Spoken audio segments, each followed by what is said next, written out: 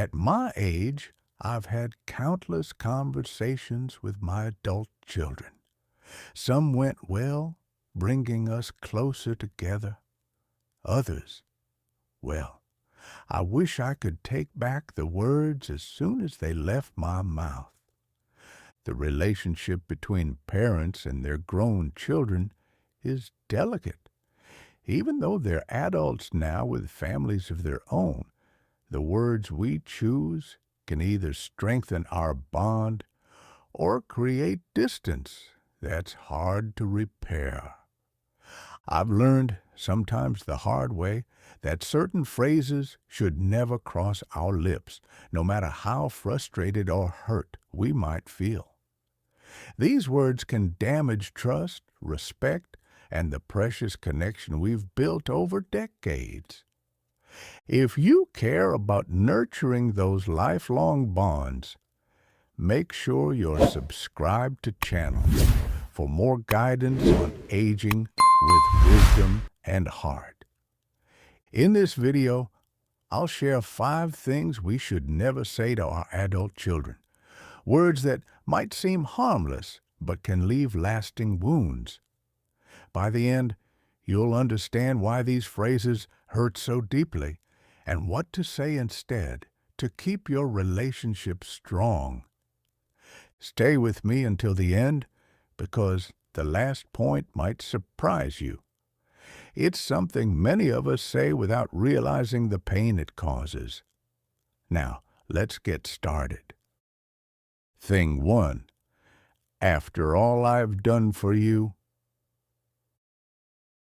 When my daughter Karen told me she couldn't visit for my birthday because her son had an important school event, I felt disappointed.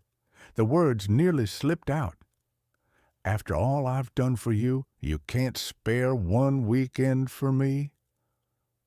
Thankfully, I caught myself before saying it. This phrase might seem justified when we feel overlooked or underappreciated. We raised them, sacrificed for them, and now we want recognition.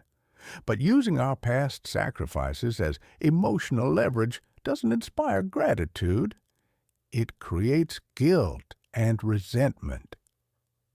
Consider Margaret, 72, who regularly reminded her son David how she'd worked 2 jobs to put him through college. After all I've done for you, you could call more often, she'd say. Over time, David's calls became shorter, less frequent, and filled with tension. What Margaret didn't realize was that her words made every interaction feel like a debt collection rather than a loving connection. When we say, after all I've done for you, we're essentially saying our love came with strings attached. We're telling our children that our relationship is transactional, that our sacrifices weren't gifts, but loans expecting repayment. The truth is, we chose to make those sacrifices because we love them. Parenting isn't about keeping score. When we remind our children of all we've done, we diminish the value of those acts of love. Instead of saying, after all I've done for you, try expressing your feelings directly. I miss you and would love to see you more often. This invites conversation rather than creating defensiveness. Remember, our children don't owe us for raising them.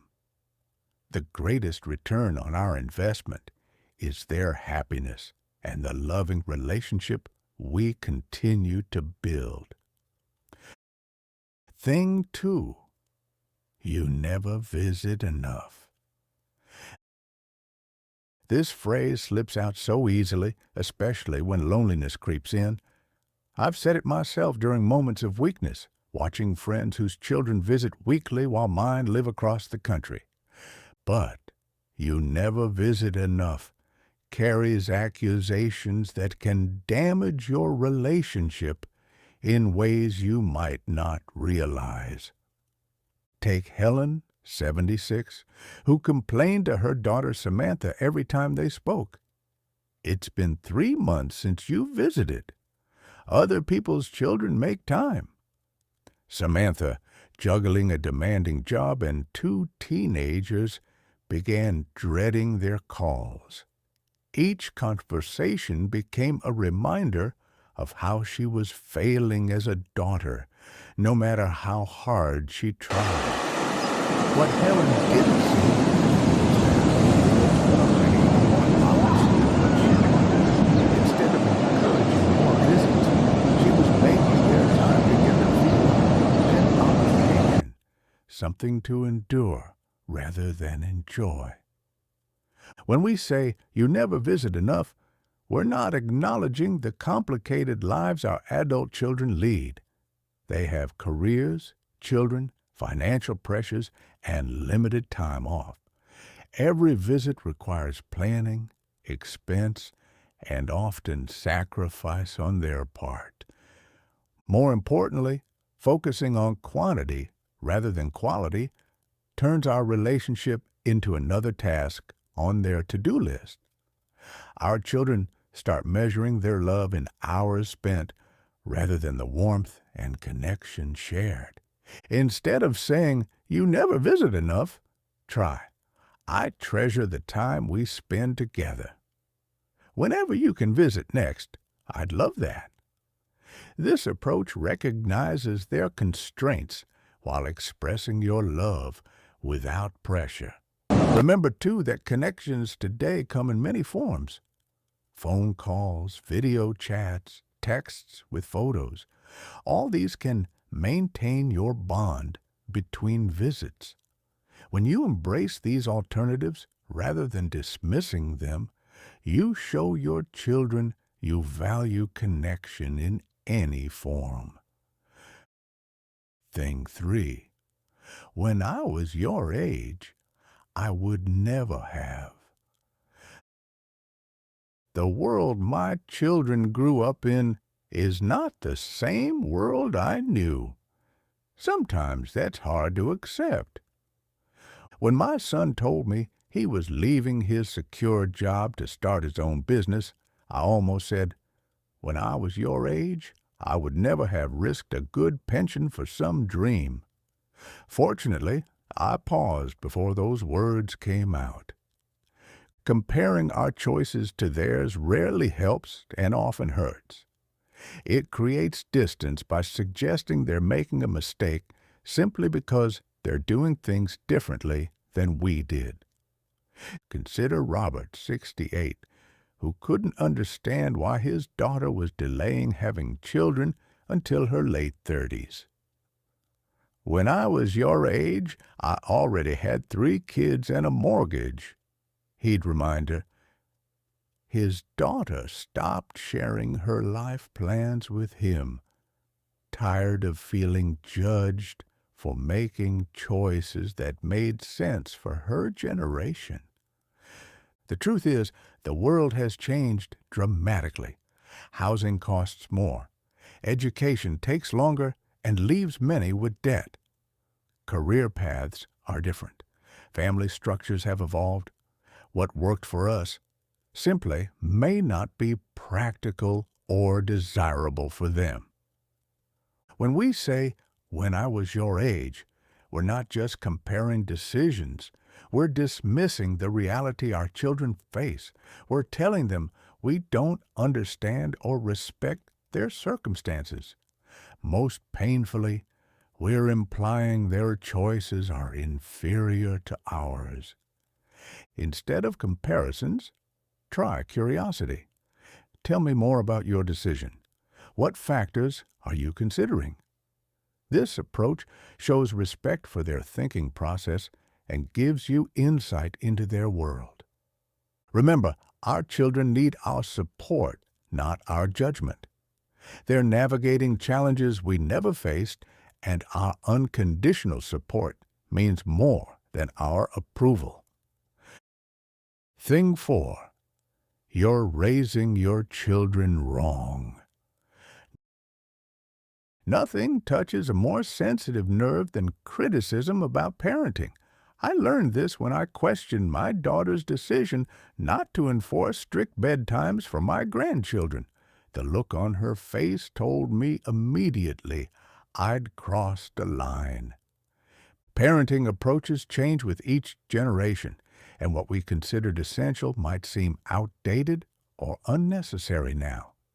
Research evolves, cultural norms shift, and new parents make informed choices that may differ from ours.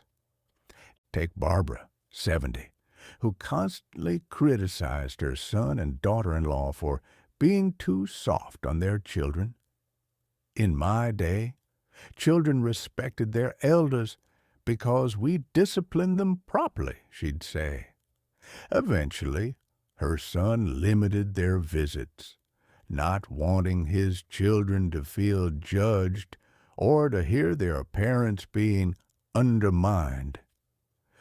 When we criticize our children's parenting, we're not just questioning a decision, we're questioning their competence in their most important role.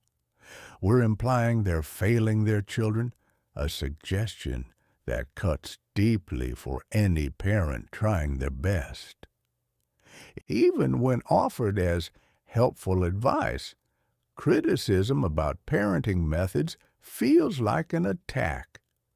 It creates defensiveness rather than openness to our perspective.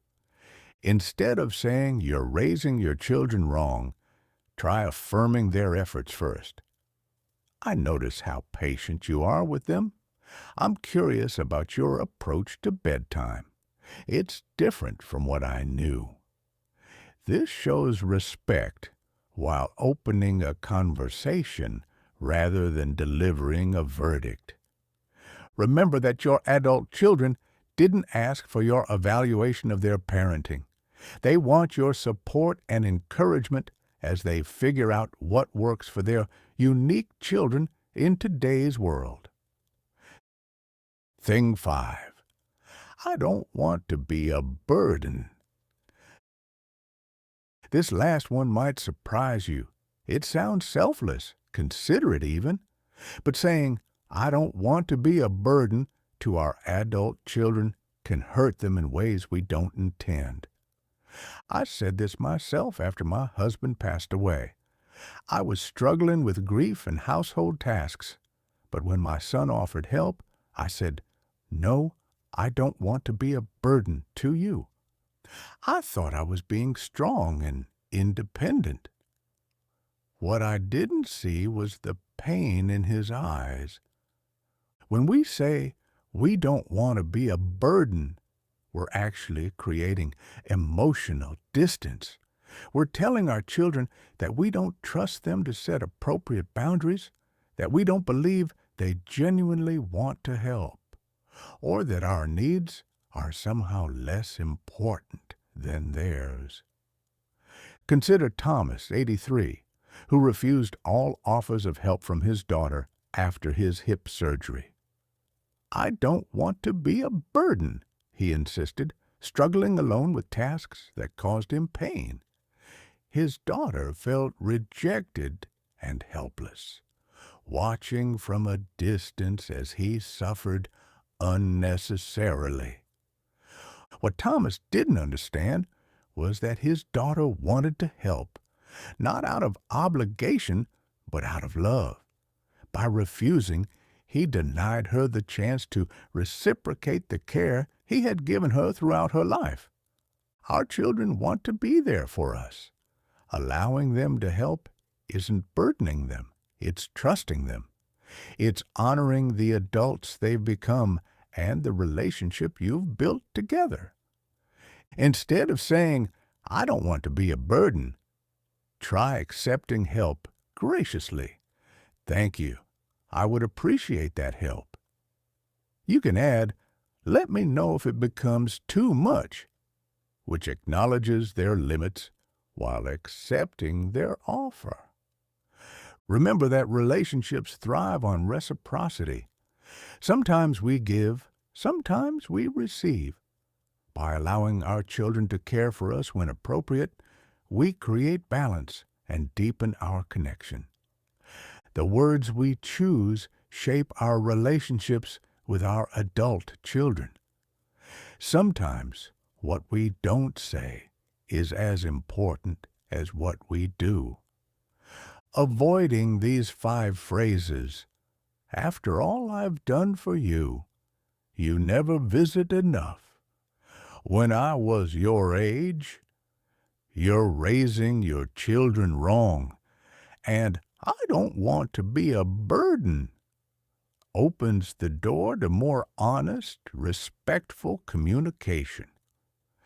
Take a moment to reflect on your own conversations. Have any of these phrases slipped into your vocabulary? How might changing your words strengthen your relationship with your children? Remember, it's never too late to shift how we communicate.